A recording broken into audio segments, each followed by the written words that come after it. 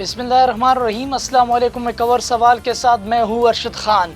14 अगस्त 1947 को जब ये मुल्क पाकिस्तान बना तो उस वक्त लिखने को ना कलम था और ना कागज़, ना बैठने की कुर्सियाँ थी और ना दफ्तर की उमूर अंजाम देने के लिए ऑफिसेस थी। लोग दरख्तों के नीचे बैठकर दफातर की उमूर सर अंजाम देते थे। कुछ टूटी फूटी बंदूकों और महदूद फौज के साथ इस मुल्क को आज़ाद किया गया था और इस मुल्क ने आज़ादी हासिल की थी। लेकिन इसके बावजूद कुछ दरिंदा नुमा और जालिम लोगों ने इस मुल्क में करप्शन की बुनियाद रखी और करप्शन की। हर एक शख्स ने, हर एक पार्टी के कारकुन ने अपने बस के मुताबिक करप्शन की और पाकिस्तान को लूटा। इसलिए प्रोग्राम एक और सवाल में आज का सवाल जनरल अयूब खान दौर के करप्शन के नाम। पिछले प्रोग्राम में हमने बात की थी 47 से लेकर 58 तक जो करप्शन की गई, जिन जिन चीज़ों में करप्शन की गई, जिन लोगों ने करप्शन की थी और किस तरह से पाकिस्तान में लूट मार की थी और करप्शन का आगाज़ किया था। उस प्रोग्राम में हमने फैक्ट्स फिगर, तहकीक और दलाइल के साथ बात की थी। प्रोग्राम में मज़ीद जनरल अयूब दौर की करप्शन पर बात करने से पहले उस प्रोग्राम की एक झलक भी आप लोगों को दिखाते हैं। 1947 में पहली बार जब करप्शन हुई तो उस करप्शन करने वाले शख्स का नाम अयूब कोड़ो था। अयूब कोड़ो का ताल्लुक सिंध से था। ये सिंध का वज़ीर दाखिला था और इन्होंने जो करप्शन की थी, उन्होंने लाइनो टाइपिंग की एक मशीन थी, वो चोरी करके सरकारी जो मशीन थी वो अबरोज़ नामी एक अखबार को दी थी। वज़ीर आला खान अब्दुल क़य्यूम खान ने भी करप्शन में इन्वॉल्व थे और इसकी करप्शन की सबूत उस वक्त सामने आई जब कायद आज़म ने अपने एक जलसे में कहा कि सरहद में बहुत सारे मामलात हो रहे हैं। उनमें से एक पीर इलाही बख्श का था जो सिंध का वज़ीर आला था। उस पर इल्ज़ाम था, बल्कि उस बाद में मुजरिम भी करार पाया कि वो हिंदू नवाजी, अक़रबा परवरी, रिश्वत सतानी, इस किस्म के मुख्तलिफ केसेस में वो इन्वॉल्व था। उन्होंने करप्शन की हुई थी। 1947 से लेकर 1958 तक पाकिस्तान में होने वाली करप्शन की कुछ जल क्या। अब बात करते हैं जनरल अयूब दौर के करप्शन के बारे में कि किस तरह जनरल अयूब और उसके बेटे गौहर अयूब ने पाकिस्तान में करप्शन की, अक़रबा परवरी की, रिश्वत सतानी की और अपनी इख्तियारात का गलत इस्तेमाल की। एक ऐसे सिस्टम जहाँ पर डेमोक्रेसी होती है वहाँ पर आवाम को हुकूमत पर तनकीद का हक़ हासिल होता है, मीडिया को इन्वेस्टिगेशन का हक़ हासिल होता है, जुडिशरी सिस्टम आज़ाद होती है। उस सिस्टम में भी सियासी पार्टी, सियासी कारकुन अपनी बस के मुताबिक करप्शन करता है। अब एक लम्हे के लिए सोचे, जब 1958 में जनरल अयूब खान ने मार्शल लॉ लगाया, उसके पास तमाम इख्तियारात थे कि वो मुल्क में जितना चाहता करप्शन करता और उसने अपने बस के मुताबिक करप्शन की। तो सवाल ये है कि उसने कितना करप्शन किया होगा, क्योंकि फुल इख्तियारात थी और फुल अथॉरिटेटिव सिस्टम उसने बनाया था। सबसे पहले बात करते हैं उसकी हुकूमत के बारे में कि किस तरह उसकी हुकूमत को सनती लिहाज से एक अच्छा दौर भी कहा जाता है, लेकिन दूसरी जानिब उसकी दौरी हुकूमत में मशरक़ी बंगाल एहसासी महरूमी का शिकार हुई। और सबसे अहम बात, जब उन्होंने फातिमा जिन्ना के खिलाफ इलेक्शन लड़ा था और उस इलेक्शन में जिस तरह उन्होंने धांधली की थी, तो उस धांधली के बाद उसने आवाम की मोहब्बतों के बजाय आवाम की नफ़रतें हासिल की थी। अब प्रोग्राम में मज़ीद बात करते हैं जनरल अयूब दौर की करप्शन के बारे में और उस करप्शन में हम शामिल करेंगे जनरल अयूब के बेटे गौहर अयूब को कि किस तरह गौहर अयूब ने भी अपने वालिद साहब की इख्तियारात का गलत इस्तेमाल किया था। गौहर अयूब नेशनल असम्बली का स्पीकर रह चुका है। जब वो नेशनल असम्बली का स्पीकर था तो वो एक के बजाय 5 गाड़ियों का इस्तेमाल करता था। वो अब एक अय्याश और अपनी मन गढ़ंत ख्वाहिशात की तामील करने वाला इंसान था। वो एक के बजाय 5 गाड़ियों का इस्तेमाल करता था। एक तहकीक के मुताबिक और एक रिसर्च के मुताबिक 1990 में एक अरबपति गौहर अयूब जो जनरल अयूब का बेटा था, उसने सिर्फ 306 रुपये का टैक्स अदा किया था, जो नहायत ही अफसोस की बात है। इसके बाद जनरल अयूब दौर में परमटों और अलाइनमेंटों का सिलसिला जारी था। इसके बाद जनरल अयूब दौर में जिस तरीके से अराज़ी के टुकड़ों को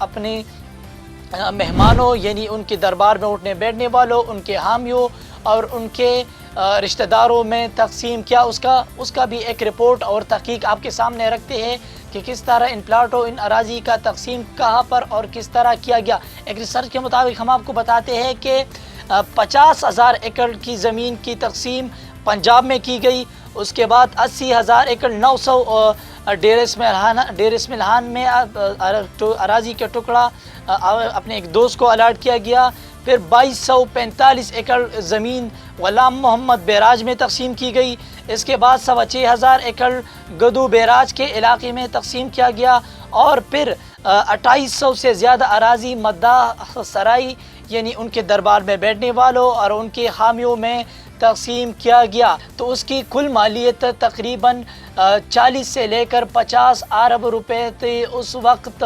یہ ملکی خزانے کو ایک سب سے بڑا خسارہ پہنچانے والا شخص تھا۔ پروگرام میں مزید جنرل ایوب دور کی کرپشن کے بارے میں بات کرتے ہیں کہ کس طرح جنرل ایوب دور میں جنرل ایوب نے اپنے اختیارات کا غلط استعمال کیا تھا، اس کے کیا خواہشات تھے اپنے بارے میں، اس ملک کے بارے میں اور اپنے خاندان کے بارے میں۔ جنرل ایوب خان اپنے بچوں کو فوج سے نکال کر کاروبار میں لانا چاہتا تھا اور اس نے ایسا ہی کیا۔ ان کے بیٹوں میں ایک گوہر ایوب تھا جس کو فوج سے نکال کر کاروبار میں لائے، اور اس وقت کے وزیر خزانہ محمد شعیب نے اسے ایک امریکن فرم ایجنسی الاٹ کی تھی جو بعد میں گندارا انڈسٹری میں تبدیل ہوئی۔ یہ دونوں گوہر ایوب اور اس کے سسر حبیب اس وقت کے امیر ترین لوگوں میں شمار کیے جاتے تھے۔ پھر 1968 میں گوہر ایوب اس کمپنی کے ڈائریکٹر اور چیئرمین بنے۔ اس کی جو بھی کمپنیاں تھیں، جو بھی ایجنسیاں تھیں جو اس کے انڈر تھی، جو اس کو کنٹرول کر رہا تھا، اس کی بھی کچھ نام اور مالیت ہم آپ کو بتاتے ہیں۔ ایک ریسرچ کے مطابق اس کے پاس جو تھی، انہوں نے جو کمپنیاں لی ہوئی تھی، اس میں ایک گندارا انڈسٹری تھی، ایک حبیب لمیٹڈ کمپنی تھی، ٹیکسٹائل مل وغیرہ تھا، جس کی کل مالیت اس وقت $40 لاکھ کے برابر تھا۔ تو سوچے ایک وقت کے لیے جب ہم بات کرتے ہیں نواز شریف کی کرپشن کے بارے میں، زرداری کی کرپشن کے بارے میں، تو یہ ایک اس دور کی بات ہے جب انہوں نے 3-4 سے زیادہ کمپنی کو اون کیا، جس کی کل مالیت $40 لاکھ کے برابر تھی، جو اس وقت کے گوہر ایوب اور اس کے سسر حبیب اس وقت کے امیر ترین لوگوں میں اس کا شمار کیا جاتا تھا۔ تو یہ ایک بہت بڑا کرپشن تھا پاکستان میں۔ پروگرام میں مزید جنرل ایوب دور کی کرپشن کے بارے میں بات کرتے ہیں۔ اس وقت نواب کالا باغ امیر محمد خان نے، جو مغربی پاکستان کا گورنر تھا، اس نے سیالکوٹ میں ایک کوکا کولا کمپنی کا انعقاد کیا تھا، یعنی ایک کوکا کولا کمپنی کو اون کیا تھا جنرل ایوب کی آشیرواد اور اس کی مشاورت سے۔ افسوس کی بات یہ ہے کہ اس نے یہ جو کمپنی لی تھی، اس کا لائسنس اس نے اپنے ایک ملازم یاسین کے نام پر لائسنس لیا ہوا تھا، اور بدقسمتی کی بات یہ ہے کہ جس بینک نے اس کو قرض دیا تھا، اس بینک کا نام سینٹرل کوآپریٹیو بینک تھا۔ جب اس بینک نے اس کمپنی کو یعنی نواب کالا باغ امیر محمد خان کو قرض دیا تھا، تو اس کے بدلے اس سے نہ کوئی تحریری حکم نامہ، نہ کوئی معاوضہ، نہ کوئی اور دستخط اور ثبوت لیا تھا، بالکل بلا وجہ اور بلا عوض اس کو قرضہ دیا تھا۔ تو اہم بات یہ ہے کہ یعنی پاکستان میں جو بینک کا سسٹم ہے، اصل میں ان لوگوں کا قرضہ دیتے ہیں جن کو ضرورت ہی نہیں ہوتی۔ اگر آپ کے پاس اتھارٹی ہو، اگر آپ کے پاس اختیارات ہو، اگر آپ بارسوخ انسان ہو پاکستان میں، تو آپ کسی بھی جگہ پر پہنچ سکتے ہو اور کسی بھی جگہ پر اپنے اختیارات کا استعمال کر کے کسی بھی چیز کو حاصل کر سکتے ہو۔ مزید بات کرتے ہیں مشرقی بنگال کے گورنر ذاکر حسین کی بیوی کی، کہ ذاکر حسین کی بیوی کو بھی کراچی میں ایک بنگلہ الاٹ کیا گیا تھا۔ اب سوچے یہ اس وقت کی بات ہے جب مشرقی پاکستان میں لوگ احساسی کمتری اور احساسی محرومی کے شکار تھے، اس وقت بھی اپنا اثر رسوخ اور اپنی سپورٹ حاصل کرنے کے لیے جنرل ایوب نے ذاکر حسین کی بیوی کو کراچی میں ایک بنگلہ الاٹ کیا تھا، یعنی اس کی فل سپورٹ حاصل تھی اس بنگلہ الاٹ کرنے میں۔ مزید بات کرتے ہیں محمد شعیب، جو اس وقت کی وزیری خزانہ تھا، وہ ایک نہیں 2 عہدوں پر فائز تھا۔ وہ وزیری خزانہ کے ساتھ ساتھ ورلڈ بینک کی ملازمت بھی کرتا رہا، اور وہ اپنی ورلڈ بینک کی ملازمت کی تنخواہ زر مبادلہ کی صورت میں حاصل کرتا رہا، اور اس کام میں وہ باقاعدہ انہوں نے مشاورت کی تھی جنرل ایوب سے، اس کا مشورہ لیا ہوا تھا، اور جنرل ایوب کو ان تمام چیزوں کا پتہ تھا۔ یہ کچھ مختصر سا ہسٹری تھی جنرل ایوب دور کی، جو ہم نے آپ کے سامنے رکھی، فیکٹس فگر تحقیق کے ساتھ، دلائل کے ساتھ ہم نے آپ کو بتایا۔ ظاہر سی بات ہے جنرل ایوب دور میں کچھ اچھے کام بھی ہوں گے، اس پر بھی ہم نے بات کرنی ہے مزید پروگرام میں، یا نیکسٹ پروگرام میں ہم ان چیزوں پر بھی بات کریں گے۔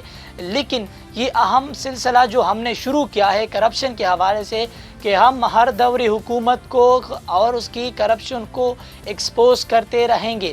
ظاہر سی بات ہے ہر دور میں صرف کرپشن ہی نہیں ہوتا، کچھ اچھے کام بھی ہوتے ہیں، لیکن جو کرپشن ہے، جو غلط کام انہوں نے کیے، ہمارا مقصد یہ ہوتا ہے اس پروگرام میں کہ ہم ان کی سٹوری کو ایکسپوز کریں۔ آپ ایک لمحے کے لیے سوچیں کہ جو کرپشن کی ثبوت، جو ایویڈنس، جو دلائل اور جو نشانات ہم نے آپ کے سامنے رکھے کہ کس طرح جنرل ایوب، اس کے بیٹے گوہر ایوب، اس کے رشتہ داروں نے کرپشن کی، کس طرح لوگوں کو اراضی کے ٹکڑے الاٹ کی گئی، کس طرح لوگوں کو بنگلے دیے گئی، کس طرح لوگوں کو ڈبل عہدوں پر فائز کیا گیا، کس طرح باہر ممالک سے قرضہ لیا گیا۔ تو یہ ایک حیران کن بات ہے پاکستان کے لیے، اور افسوس کی بات ہے کہ اس وقت پاکستان کو کتنا نقصان پہنچایا ہوگا، لیکن پھر بھی اللہ کی فضل سے 1960 کی دہائی کو پاکستان کو سونے کا چڑیا کہا جاتا تھا، اور واقعی پاکستان نہ سونے کا چڑیا ہے بلکہ یہ سونے کی دھرتی بھی ہے، جو ہمیشہ سے اور ہر دن سونا اگل رہا ہے۔ ہر لوگ، ہر پارٹی اور ہر پارٹی کے کارکن اور ہر سیاسی نمائندے، ہر شخص اس پاکستان میں اس ملک کو لوٹنے کی کوشش کرتا رہا ہے اور کر رہا ہے، لیکن پھر بھی اللہ کی فضل سے یہ پاکستان قائم تھا، قائم ہے اور ہمیشہ قائم رہے گا۔ اجازت دیجیے، اللہ حافظ۔